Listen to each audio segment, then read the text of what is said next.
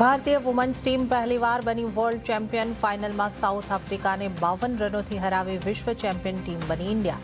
શેફાલી અને દીપ્તિનું શાનદાર પ્રદર્શન. પ્રધાનમંત્રી મોદી બોલ્યા, આ ગર્વની ક્ષણ. બેન્કિંગ શેર્સે સુધાર્યો માર્કેટના સેન્ટિમેન્ટ. નિફ્ટી નીચલા સ્તરેથી 100 પોઈન્ટથી વધારે સુધરીને 25,750ને પાર બંધ. બેંક નિફ્ટીમાં 350 પોઈન્ટનો ઉછાળો સાથે મિડ કેપ અને સ્મોલ કેપ ઇન્ડેક્સમાં પણ રહ્યું આઉટ પરફોર્મન્સ.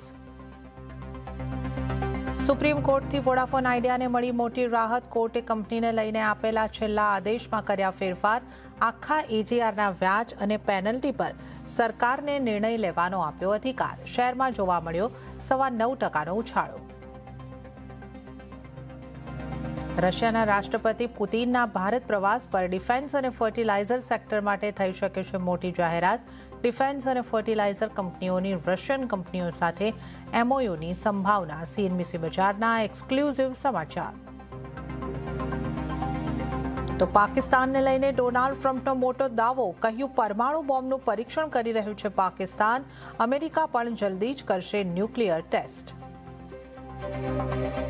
અને કમોસમી વરસાદે રાજ્યમાં ઠેર ઠેર નુકસાન વેર્યું. મગફળી, ડાંગર સહિતનો તૈયાર પાક માવઠાએ નષ્ટ કર્યો.